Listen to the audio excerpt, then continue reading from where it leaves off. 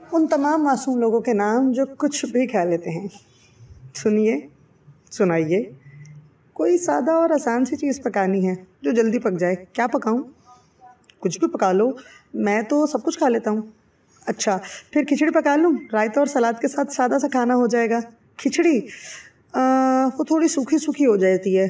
अच्छा, फिर आलू की तहारी बना लेती हूँ। हाँ वो ठीक है। टमाटर की चटनी बना लेना, वो भरी हुई मिर्चें तल लेना मसाले वाली। पकाने तो फिर 3 चीज़ें ही पड़ेंगी। या ऐसा करो, काली दाल चावल बना लो। अच्छा ठीक है, दाल चावल पका लेती हूँ।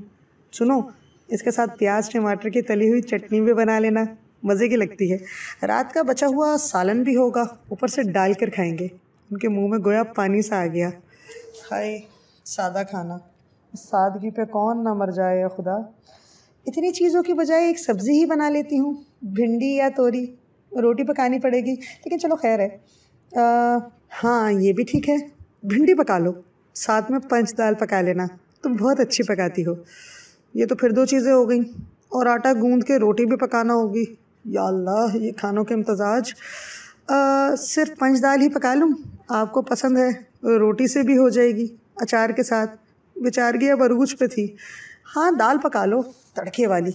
ठीक है, शुक्र। सुनो, वो कबाब रखे हैं क्या? वो भी अंडे में लपेट के तल लेना। और वो जो तुम इमली पुदीने की चटनी बनाती हो ना, तीनों चीज़ें मिला के ज़बरदस्त लगता है।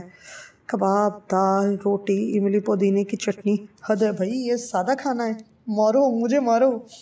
अच्छा रहने दें, मैं फिर बिरयानी, कौरमा, हलीम या फिर पाए ही पका लेती हूँ, आसान और सादा सा, फिर 2 हर्फ भेज के। क्यों, क्या हुआ? अभी तो कह रही थी कि कोई सादा और आसान चीज़ पकानी है। ख्वामोख्वाह इतनी मेहनत करने वाली चीज़ें पकाने की क्या ज़रूरत है? मैं तो कुछ भी खा लेता हूँ।